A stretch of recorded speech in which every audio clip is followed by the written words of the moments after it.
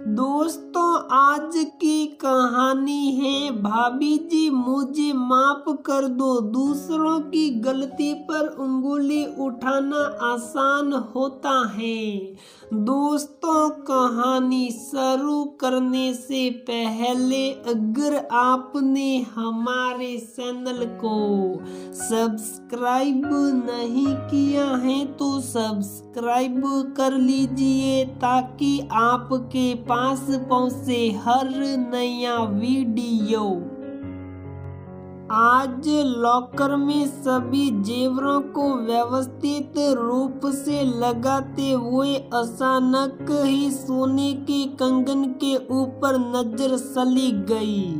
कंगन को देखकर आज से 20 साल पहले की बात याद आने लगी। उन बातों को याद करते हुए रमा पुरानी यादों में खो सी गई। रमा की शादी के 2 साल पहले ही भाई की शादी हुई थी। भाभी अनु के आते ही रमा और उसकी माँ जानकी जी घर की सारी जिम्मेदारी उस पर डालकर बेफिक्र से हो गए थे। वह ये भी भूल गई थी कि अनु अभी नव विवाहिता है।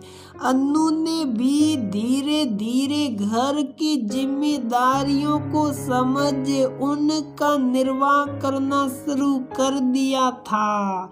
कुछ समय बाद रमा की शादी तय हो गई। आज उसकी गोद भराई थी। भाभी अनु रमा को तैयार करके खुद तैयार होने के लिए जाने लगी कि तभी शोर मच गया कि लड़की वाले आ रहे हैं। अनु जल्दी से तैयार होकर रमा के पास आ गई क्योंकि अनु को रमा के साथ ही रहना था। जल्दी जल्दी में वह एक कान के झुमके का पेच ठीक से नहीं लगा पाई थी और गोद भराई के कार्यक्रम के बीच वह कहाँ गिर गया उसे पता भी नहीं चला। रात में जब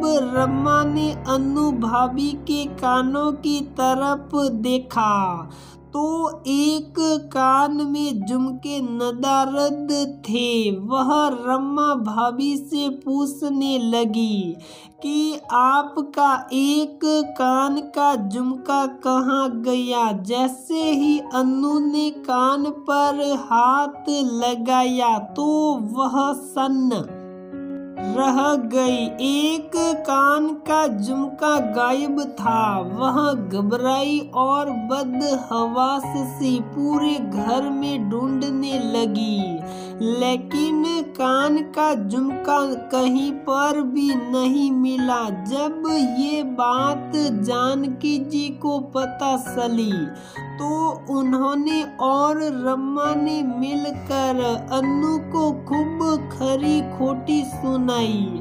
अनु उनकी बातें सुनकर रोने लगी।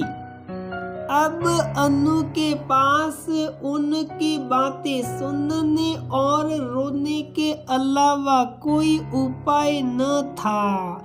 कुछ समय पश्चात रमा का विवाह हो गया। उसके मायके में सासा के बेटे की शादी थी तो वह पति सुमित के साथ मायके आई हुई थी।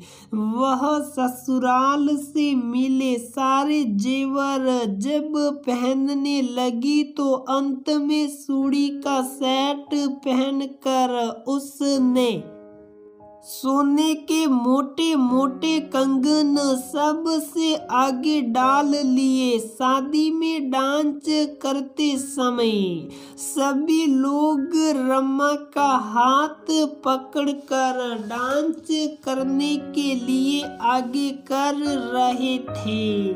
रमा और सुमित ने खूब डांस किया। विवाह पश्चात जब वह सुमित के साथ खाना खाने बैठी तो देखा एक हाथ में सोने का कंगन नहीं था। पति सुमित सबके सामने ही उसे डांटने लगे। रमा के पास सुमित की बातें सुनने और रोने के अलावा कोई उपाय न था। सुमित की बातें सुनकर रमा लगातार आंसू बहाई जा रही थी। रमा की माँ रमा की तरफदारी करने लगी कि बेटा गलती हो जाती है, अभी तुम अपने घर वालों को ये बात मत बताना। देखो मेरी बेटी कितनी दुखी हो रही है। घर में सभी लोग विचार विमर्श कर रहे थे कि रमा की ससुराल में जब ये बात पता चलेगी तब क्या होगा। तभी अनु भाभी ने कहा क्यों न हम सुनार के पास जाकर वैसा ही कंगन दूसरा बनवा ले।